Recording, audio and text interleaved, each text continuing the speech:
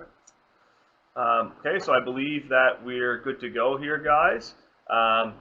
Hello, my name's Jordan Rose.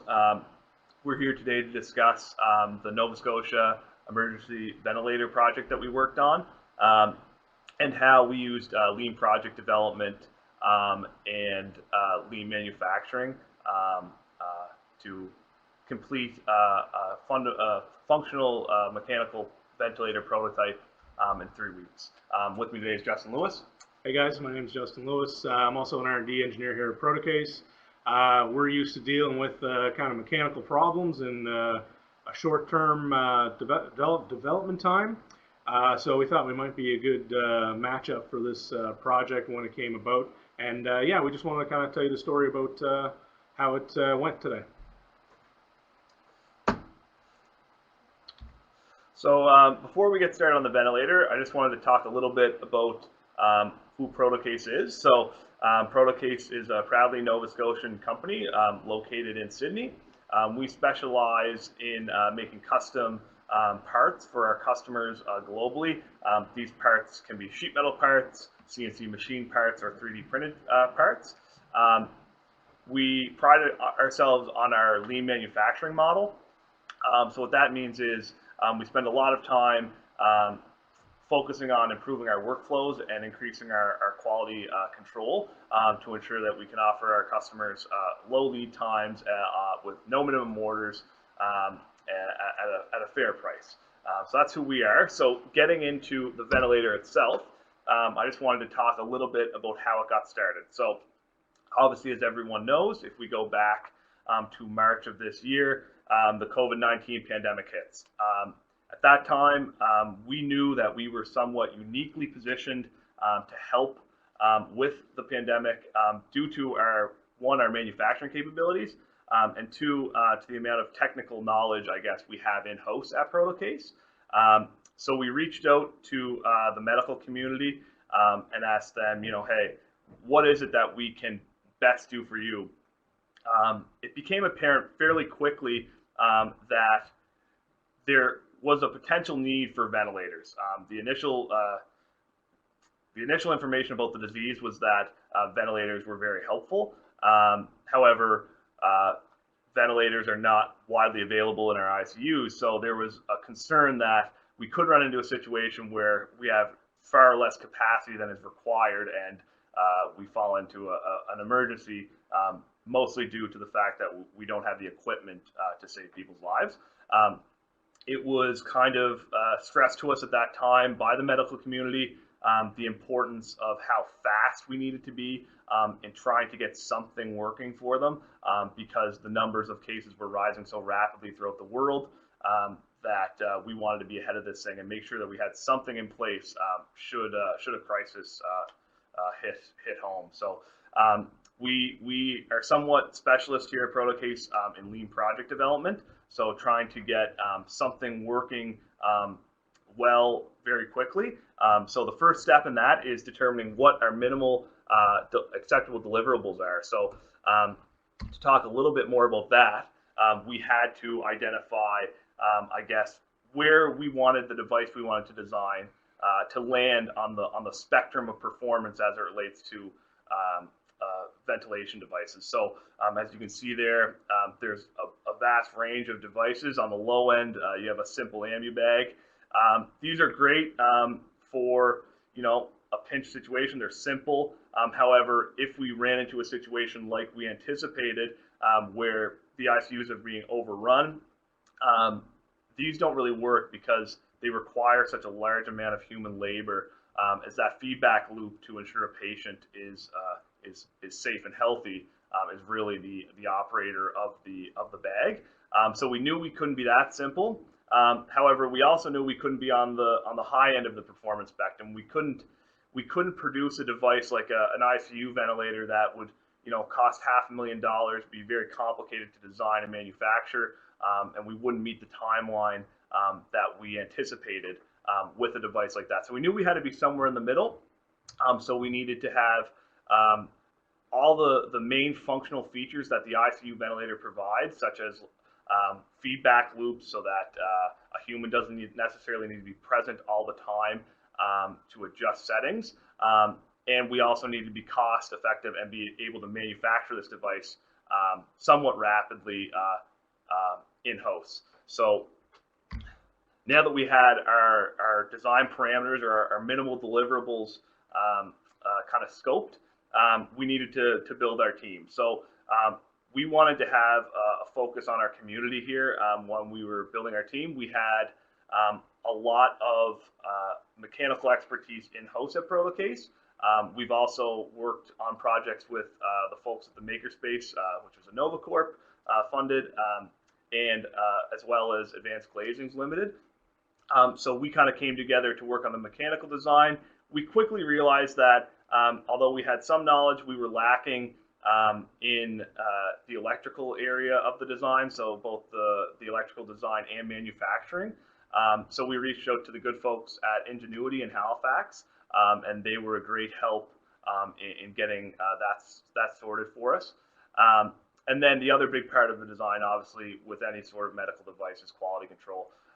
So we did work with Quality Systems Atlantic, as well as our internal quality team who specializes more in aerospace standards, to make sure that our device was going to be compatible with various medical standards in the country. So with that, we have our team. So I'm just going to pass it off to Justin, who's going to talk about more of the technical aspects of the design. So yeah, once we had our team together, we had to define what the problem was. So as Jordan said, we have lots of mechanical ability here at ProtoCase, but we don't do ventilators on a regular basis. So the first thing we did was we reached out to a local ER doctor and a respiratory technician to collect some design parameters in terms of what would be a minimum deliverable. So they were really helpful, and they helped us determine the nice to have from the need to have, and we focused on the need to have.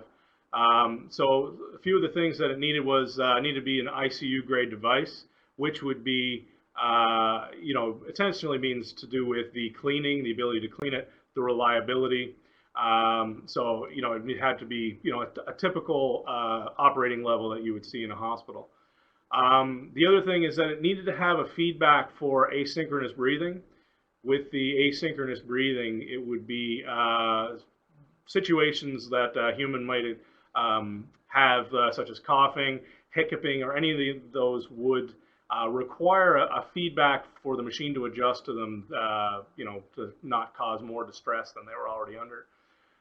So this meant that it needed to be able to sense what was happening with the person and respond accordingly. So they gave us a max operating pressure. That's pretty typical for most pneumatic systems. This one was limited by the pressure that someone could accept in their lungs. That's pretty typical for a design like this. The one that we didn't expect is that there was actually a minimum operating pressure that we could go down to. The reason being is that someone's lungs who are in distress can potentially collapse if vented completely to atmosphere in a ventilator situation. And also that the technicians would need to be able to adjust this minimum operating pressure on the fly on a case-by-case basis. So that one was unexpected, but it was a requirement. Our flow rates in terms of our pumps and stuff were controlled by the range of breaths per minute that an operator would, or a technician would like to supply to a patient, and also the volume of those breaths that they would be taking. So they were able to give us ranges for all those of what a typical ventilator would do. It also required fail-safes, such as overpressure blow-offs. For example, in a malfunction state that we don't create too much pressure, we would vent that mechanically. It had to be fail-open. Reason being is situations such as power outages or malfunction that everything would fail normally open and the patient would be able to breathe normally. And of course, alarms for error states and other signaling situations. So yeah, we had to go from design to manufacturing incredibly fast on this one. The situation back in March, it really looked like there would not be enough time to do a full-blown typical design on this, so we really wanted to see how fast we could get this done.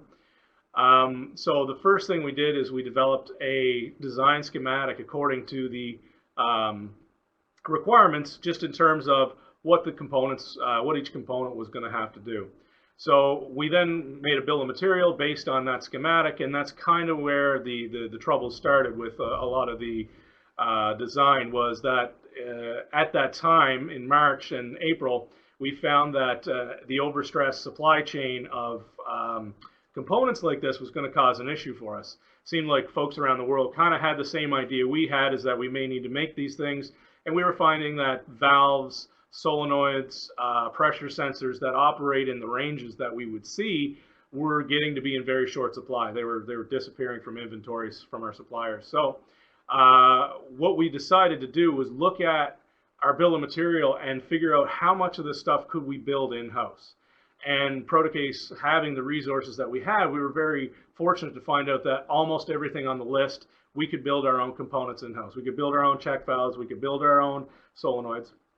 The only things that we really struggled with were electronics and sensors and things that kind of a non-mechanical nature. So what we did is we purchased as much of those items as we could. Then we used those as design constraints and designed our mechanical design around those. So yeah, that's the.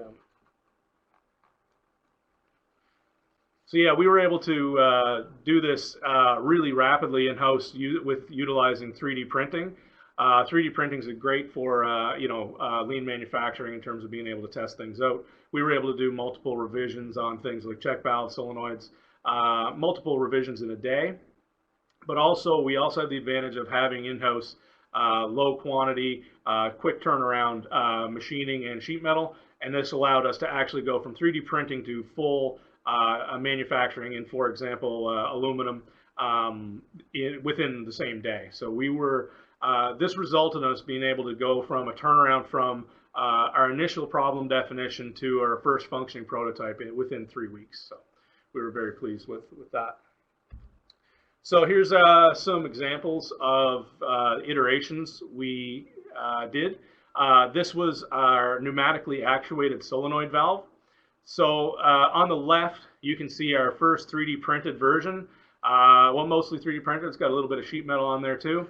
And we use this as a force multiplier to control a solenoid with vacuum pressure. On the right, you can see a fully machined aluminum version using a diaphragm and an aluminum machined block. Again, this is not a fully finished prototype on the right, but it was the version that was fully functional versus the testing on the 3D printing. Here's another image of the iterations. On the far left, you can see this was our early revision. A lot of the components you can see there are 3D printed valves and solenoids and all the other components that we needed. The image in the middle is one of the later revisions. You can see that there's a lot less in there. A lot of those 3D printed valves ended up machined and included into the body of other components. So this helps simplify the design, and a lot of the stuff that we learned in our 3D printed geometries we were able to apply to the middle image there, that design. So on the far right, you can actually see this is our smart pump. We kind of incorporated a lot of the valves, solenoids, and everything all into the main body of the pump. We were able to machine that the same day and simplify the design significantly. So that pump there, instead of being the simple piston and cylinder pump that we started with, that actually has overpressure blow-off control, flow direction control, and essentially all the flow controls and measuring on it directly in its own housing. All right, so yeah, we used lean design was really the main technique that we used to accelerate our development here. We wanted a minimal parameter definition, so that was where our folks that we talked to in the medical community helped out quite a bit, and they helped us get to where we only needed it helped us pare down to only the need to haves. So the first to fast prototype was, that's kind of Protocase's specialty. We were able to get to a prototype very quickly, and the fast iteration as parameters evolve, we were able to go through our revisions very quickly and modify our design based on the parameters we were looking at very quickly as well. So we were able to develop a functional prototype. We were pleased with how it came out and how quickly we got it done. Now, looking back, the need for ventilators doesn't seem to be quite as high at the moment as what we expected it to be.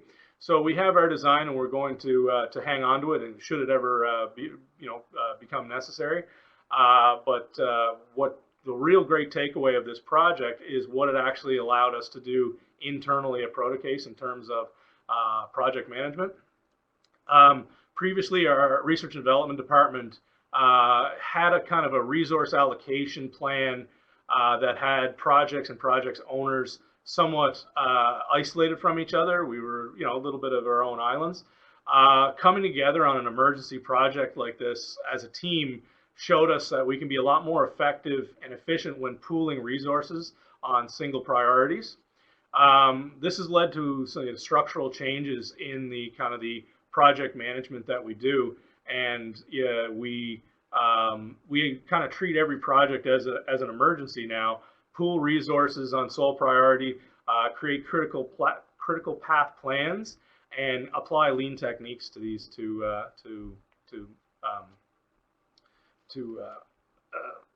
see the. Oops, I apologize, guys. One sec.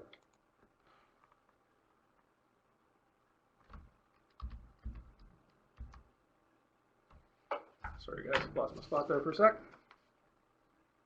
So yeah, anyway, we've structurally changed our R&D department to that we can focus on sole projects now much more effectively. These changes have led to changes in productivity within the R&D department and led to customer satisfaction, and internal and external to Protocase. So. But yeah, that's kind of the story on how this all came about. So I appreciate your time, and yeah, if there are any questions, we'd love to hear them in the chat now. Just fix this up. Close that out. So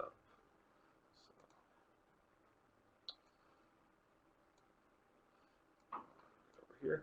Just want to confirm that everyone can see and hear us still.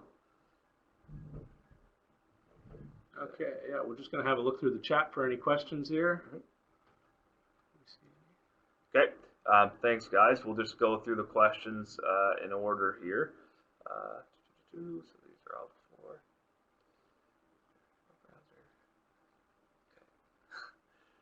It does take teamwork to make the dream work. We can attest to that.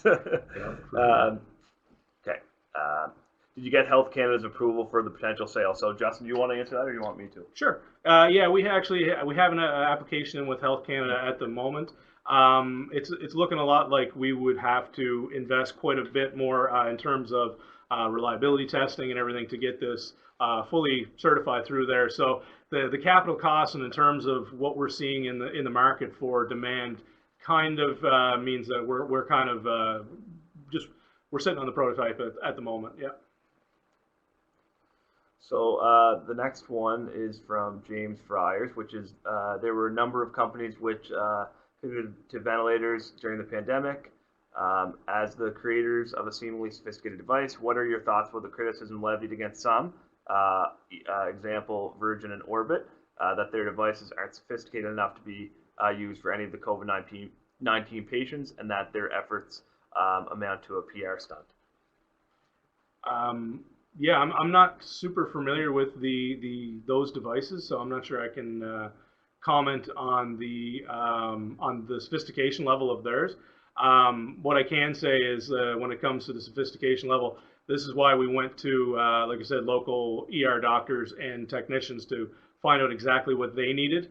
So that's how we would be confident that ours would meet the those requirements, is because we got them directly from the folks that would be using these. Okay, so the next one, so what challenges do you face moving from 3D printing to metal fab? Do you have any process for transitioning from rapid prototyping to final product? So I guess on the challenges with 3D printing to metal fab, we didn't have too many per se, because we generally have a pretty good understanding of how each process works. We didn't use the 3D printing to mimic what a finished machined part would look like. It was more so, hey, like, we have these parameters, let's design a part that we can 3D print that will meet these parameters, and then once we confirm that those work, we can use that knowledge to say, hey, these parameters work, these flows, these pressures work, so let's design the same thing, but with a design that is more suitable to a different manufacturing technique. I think that probably answers that. And transitioning from rapid prototyping to final product. I don't know if there would be. I mean, manufacturability is always the big question there. When you're transitioning through those, going from, even when we do our 3D printed designs, we're kind of always got to be thinking about what's going to be our final manufacturing process. So carrying it through is even though you're going to use the 3D printing to start, think about the process you're going to use at the end, and whether the geometries and layouts and stuff are going to work for that as well, because you don't want to prove it out with a 3D printed shape and then not be able to replicate the same thing as you go. So it's more about thinking about the whole process as you I would just echo that I think it's more about, I guess, planning, having a final goal in mind when you're initially taking on the design in the prototyping phase, so that you're thinking about what the final production model would look like. So let me see here.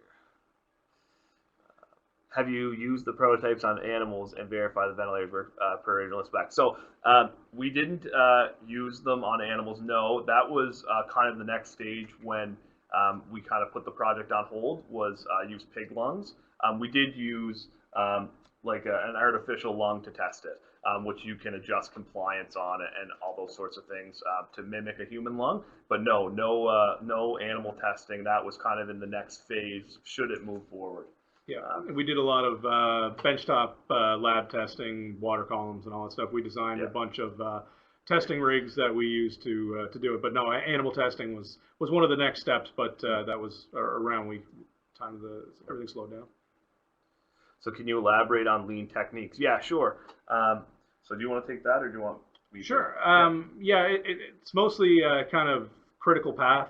The biggest thing for us was to determine what are the critical parameters, and then look at whatever would kind of hold us back from figuring out how we were going to deliver those. But not taking too much time on the design. Is just we wanted to fail fast, essentially, with our prototypes. We wanted to look at the parameter, test something out, learn something about how we were going to meet those parameters, and then just keep redesigning. So we were really well situated in terms of the resources we have to, we were cranking out multiple revisions of a prototype in a day. Yeah. So I guess I would have two comments on that. The first would be the tenet of adjust your scope, not your timeline. So if you have a critical timeline, we need to adjust our scope to flex for that. The other I guess core thing that we try to implement is trying to see a design all the way through. So sometimes what can happen is, if you know that you have to design all these different parts, you have to design a check valve, an adjustable check valve, a solenoid valve, so on and so forth. What can end up happening is you can sit there and do all the calculations for each of those, come up with a design for each of those, and then you're in a situation where you have all this work done, but you don't actually have anything. And then you try to produce one of them and it doesn't work. So it's far more efficient in lean prototyping or lean design development to complete one all the way out. So you want to start with maybe the simplest one, so maybe a check valve, and you do all your calculations on the check valve, you get it 3D printed, you ensure that that works, and then you move on to the machine design or whatever that next stage is, and you verify that works. And then you say, hey, this was a little hiccup that you had, so I'm going to watch out for that the next time I go to design, the next thing. In this case, it was a lot of valve design, but I find that that's really helpful. Following a design path all the way through, so that you kind of can anticipate roadblocks better in future designs. So next one. You mentioned that you contacted clinicians and respiratory therapists, but did you get in touch with a biomedical clinical engineer, infection control personnel, or others to confirm patient safety for device implementation? Yeah. No, not at that time. At that time, we were really focused on being able to see what we could deliver in terms of an actual mechanical device, with the intention that as we moved more and more towards getting the Health Canada approval, that we were going to have to pull in those resources to, once we had something functioning, to tune it for the standards and the patient safety. But yeah, no, this was mostly about getting the groundwork down in terms of the prototype that would actually we could modify into what we needed. Yeah, and we did have initial discussions with Health Canada on what those things would be that they would be looking for, and we were in line with those. It would just be, it was more about at that time, again, it's going through both the time and financial investment to make that happen, and at the time and currently still the market just doesn't seem to be there like was anticipated when the pandemic hit. So.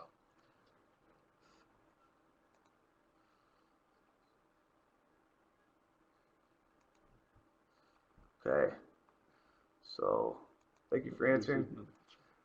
So when jumping, the next one is Alan Spurway. So thank you for your answer. When jumping into this new space, what are the lessons learned that you would do differently in another emergency situation? That's a good one. Yeah, and the funny thing is that the way Protocase works and the way we do full custom is that this was a new area for us to learn about medical devices, but in terms of producing something really quickly and going through this, that part was pretty, that's day to day for us. So that part of it, yeah, we were happy to have that for other emergency situations, but for another emergency situation, let's say it's medical, yeah, it's about getting the knowledge in from the medical community as to terms of what we need to deliver to them. But in terms of the actual, our mechanical stuff, yeah, that was pretty day to day for us. Yeah, the only thing I would, I guess, add is just that, one, making sure you're consulting experts. Like we definitely would have been lost without the frequent meetings that we had with emergency room physicians and the RTs. But yeah, that would be, I would think, the main thing. What else? Yeah. I guess the other main thing would be supply lines. So make sure that at the start of any sort of project like this, you're looking ahead on supply lines. What do the supply lines look like? Are you going to get into a situation where you design something and then you can't get components for it?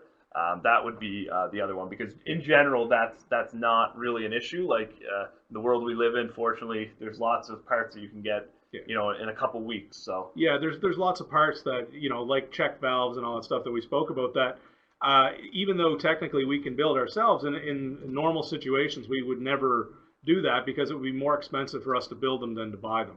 But being aware that could be the situation where you may need to improvise and take those costs on in terms of developing them yourself instead of just being able to grab them off the shelf, that needs to be considered for emergencies for sure. This is a good one too. So Clyde Cooper asks, did you do any research on other types of ventilators currently on the market? Second question, any idea on why ventilator demand is not what they initially thought it was going to be? Thanks. Yeah, sure. Yeah, we looked at a few different types of ventilators. We looked at ones as simple as, like you said, the ambu bag Yeah. and all that stuff. We found that the emergency level, somewhat like it would have all the need features, was where we wanted to go. But yeah, no, we did look through a few different designs. We kind of tested out a few things, but we found with the constraints of the time and being able to build it in house, this was kind of the easiest path for us. Yeah, I mean, I think that's right.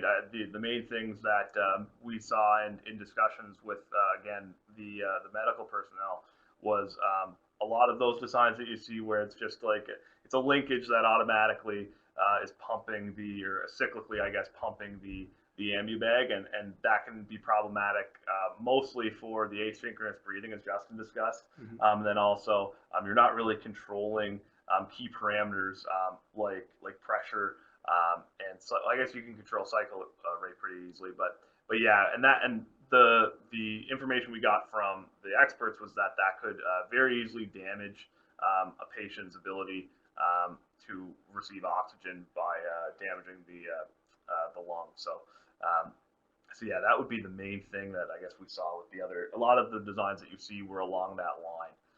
And then the other part was the demand. So yeah, I mean, I don't know exactly based like on the little bit that I do know is I would say that it's likely due one to the great control we've had over the virus through things like social distancing, you know, mask wearing, event gathering limitations, that sort of thing. So they're really the disease probably didn't get a chance to spread as they anticipated.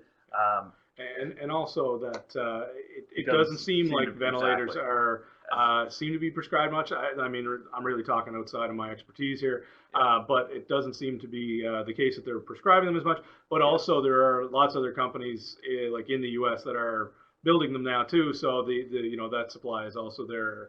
Oversupply and under demand. So, but yeah, no, we're not 100% sure exactly why that is, but that seems to be the case. So. And then,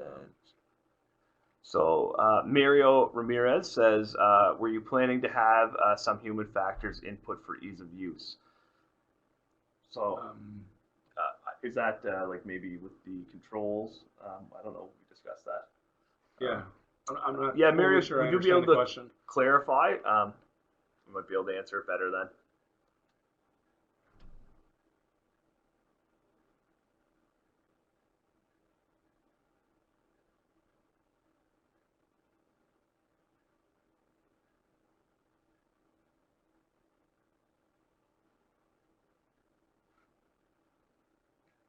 Oh, okay. Oh, okay. Yeah. Yeah, we definitely were in contact with them as we were developing it, and the folks at Ingenuity that kind of took the lead on our control systems. We talked to them about what parameters they were going to need to adjust on the regular basis, and yeah, we incorporated that into the design of the control system to make it easily, the stuff that they were going to adjust all the time was the stuff that was right up front, even down to the point of where the control or where the keyboard was going to be versus the screen. So yeah, it was definitely designed with the respiratory therapist in mind. For sure. Yeah. There was essentially a screen on the front of the device with a keypad, and it had, I think, like probably about roughly 10 parameters that the respiratory therapist, identified as essential to the operation of the ventilator, so that they were able to adjust. Things like volume, breath rate, that sort of thing, inspiration, pressures, triggers and stuff for the control system. Yep. Yeah. Cool. All right. So we'll leave it open there for another couple minutes. So if anybody else has questions.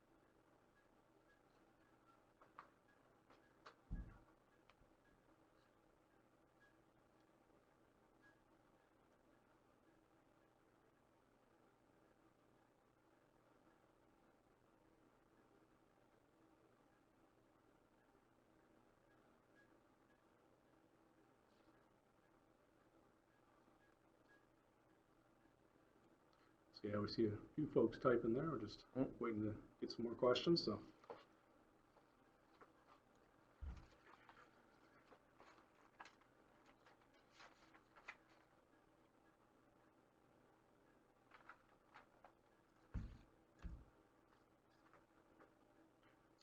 So Alan Spurway says, how did you find using lean techniques in a space which traditionally uses significant design control to produce equipment?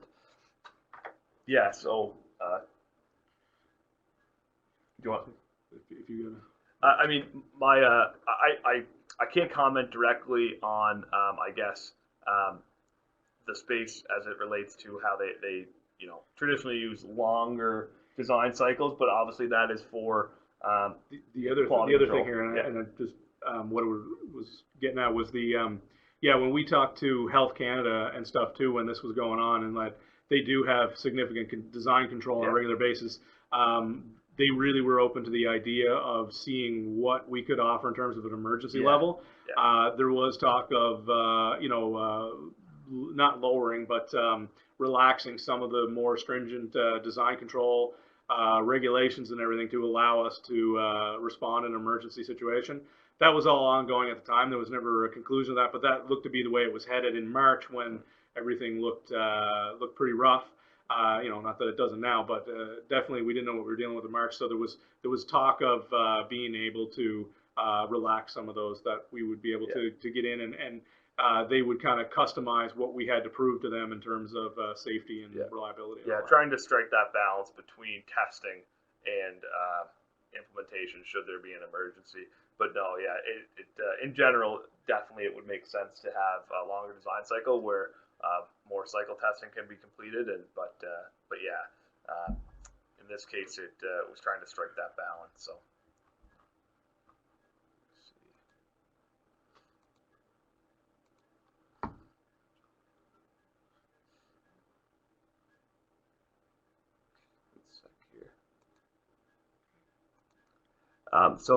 Basil says project development funding, so self-funded grant or government, would final cost be competitive if you did go to production? So on the final cost, we had estimated that it would be around $5,000, and we could produce if we were in an emergency situation and we could dedicate all of our manufacturing resources, we could probably produce 200-ish every week. But we do think that we could probably bring that number down slightly, just with refinements to cycle times on machined parts and that sort of thing. So just further refinement. We were kind of using those two values as rough estimates as where we'd be coming in at. And funding wise, so I believe Dalhousie was involved in funding. I'm trying to think, the government of Nova Scotia as well. That was handled by our manager, so I'm not quite sure exactly who else was involved. We did have some outside partners and also Protocase's resources as well. But yeah, we have a manager here that handles the funding for us. So unfortunately, we can't talk directly to that on the details. But yeah.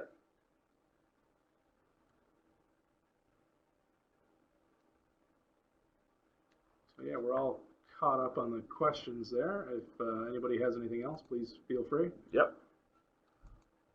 Stay for another few minutes, or as long as you guys have questions, but give it another 5 minutes if anybody wants something answered.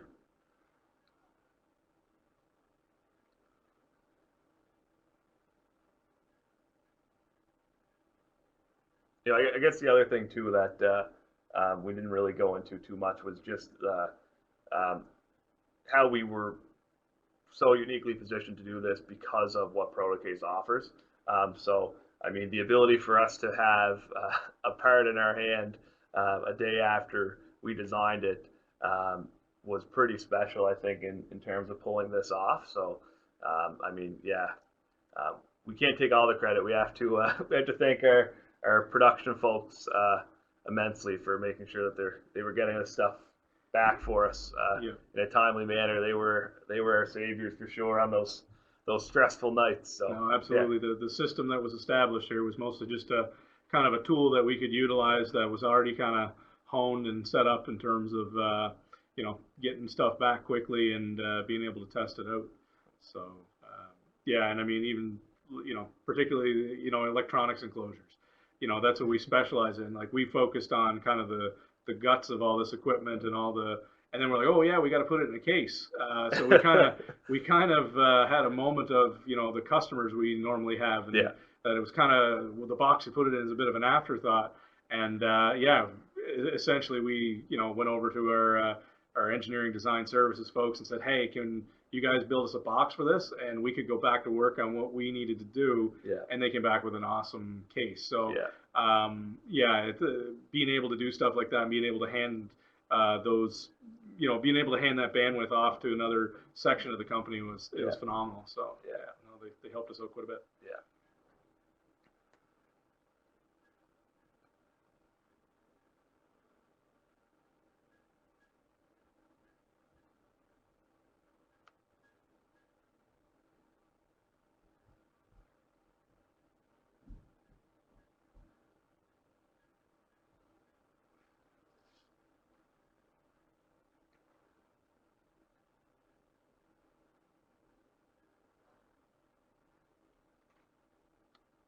Okay, so I think that that probably concludes our presentation.